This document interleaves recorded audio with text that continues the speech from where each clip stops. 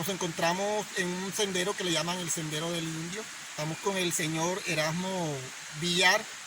Él nos va a contar un poco sobre lo que fue esto anteriormente, lo que fue el conflicto armado y lo que ellos actualmente están haciendo con esta reserva, que es muy bonita. Nos encontramos en este punto, es un lugar que pertenece a las aguas de Ibirico, pero estamos muy cerca al municipio de Becerril. Y es un lugar muy hermoso, también tiene unas cavernas en las cuales los invitamos para que las visiten, y hay mucha conservación, y es un lugar que necesita también mucho apoyo por parte de algunas organizaciones de ONG internacional, porque hay muchos árboles que se encuentran en vía de extinción y hay mucha fauna, también muchas aves, y es un lugar muy interesante para la investigación, y es también sería un fortín para hacer investigaciones. Invitamos a las universidades que se vinculen a hacer proyectos de inventario de flora, fauna, en el tema también de la entomología. Hay muchas especies de lepidópteros muy interesantes en esta zona. Recordemos que esta zona pertenece también, estamos muy cerca de la cordillera oriental que comunica a los Andes también con la parte de Venezuela, y es un corredor de muchas especies. Hacia arriba también se puede encontrar el oso de anteojos. Entonces es un lugar muy importante, muy interesante, y me gustaría que leyeran y si estuvieran un poco, investigaran acerca de este lugar. Les invito a escuchar lo que el señor Erasmo nos va a contar acerca de esta zona. Bueno, aquí en Estados Unidos era una población de 1.400 habitantes que se dedicaban a la agricultura, a la ganadería, y otras vinieron en busca de estas maderas. Pero en esa época era el cedro, caoba y tolúa, que era lo que más.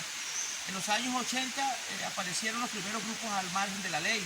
Apareció la FARC, luego aparecieron los ELN, y tuvieron un pequeño paso los EPL. Sin embargo, se mantuvieron en el territorio, pero la guerra se engrandeció como en los años 2000, cuando aparecieron también grupos de autodefensa. Entonces, el corregimiento de Estados Unidos tenía 1.600 habitantes más o menos. Había una población, imagínense usted, de 600 cédulas altas para votar. Quiere decir que había una población bastante considerable.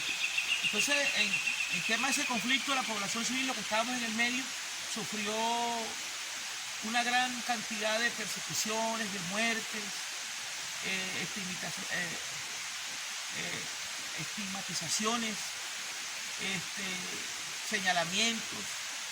Entonces algunos grupos señalaban que eran de un lado, que eran del otro. Entonces eso hizo que Estados Unidos, después de ser 1.400, 1.600 habitantes, la gente emigró a muchas partes, incluso a Venezuela.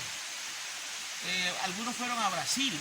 Es más, aquí en Estados Unidos, en este corregimiento, hay unas familias en Chile. Entonces, esto quedó totalmente desolado. Quedaron, de los 1.600, 1.400 habitantes, quedaron 9 personas, y todas eran en tercera edad. Entonces, esas 9 personas las llamaron resistentes. Ni siquiera las quisieron llamar víctimas de la violencia, sino resistentes. Ellos vivieron cerca de 6, 7 años sometidos a los grupos que estaban en el lugar. Es decir, que si ellos iban a moverse de un lado al otro, tenía que ser vigilado por estos grupos, porque desconfiaban de ellos. Entonces, eso hizo que Estados Unidos quedara desolado por completo. Entonces hubo robo de ganado, hubo robo de fincas, hubieron asesinatos selectivos, hubieron colectivos, hubieron desplazamientos forzosos, es decir, hasta tierra, quedaron otra gente con eso.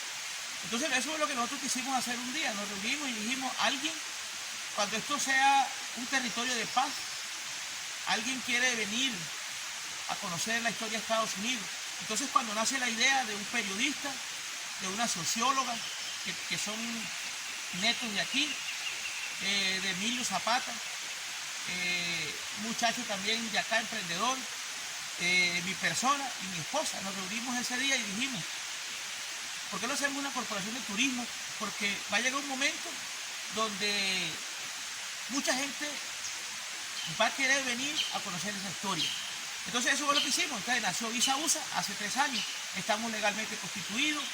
Desafortunadamente teníamos unos planes para este año, teníamos ya algunos tours vendidos, pero desafortunadamente la pandemia nos ha mantenido un poco al margen de esto, pero estamos retomando nuevamente. Entonces esa es la idea. Y lo otro era que nosotros quisimos aprovechar, y por eso nuestra corporación de turismo tiene la misión es contarle al mundo lo que nosotros fuimos y sacarle provecho a todo esto que se ve a nuestro alrededor sin hacerle ningún daño ni a la fauna ni a la flora, sino más bien conservar. Y la visión es nosotros hacia el 2025, el 2023, no sé, que esto sea reconocido a nivel nacional y a nivel internacional. De hecho, ya nos han visitado gente de otros países. Entonces ahí nace Visa USA, ahí contamos lo cultural, porque tenemos la tierra de Rafael Orozco, tenemos la tierra de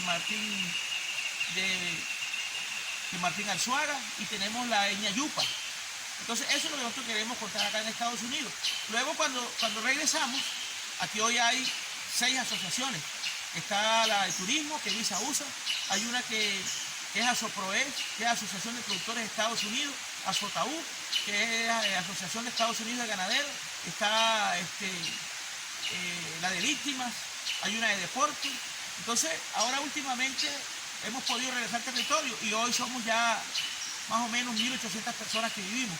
Entonces eso es lo que queremos nosotros contar. Ahora nos hemos puesto de acuerdo y hoy tenemos un concejal que lo hemos hecho con el esfuerzo de toda la comunidad, el cual yo en el momento represento al corregimiento como concejal. Entonces eso es más o menos lo que hemos venido contando. Y lo que hoy te estoy mostrando es una reserva que tenemos en la vereda Las Mercedes, corregimiento de La Victoria, el municipio de Las Aguas de Ibirico. De aquí del río para allá pertenece a Becerril, ya que estamos en las aguas geográficamente. Esto que hemos visto y lo que te ha estado mostrando, lo hemos querido conservar con el fin de mantener la humedad, de mantener el ecosistema. Y aquí donde estamos hay una gran cantidad de monos aulladores, hay de micos y hay la marimonda prieta, la marimonda negra que también está en vía de extinción, también la tenemos aquí.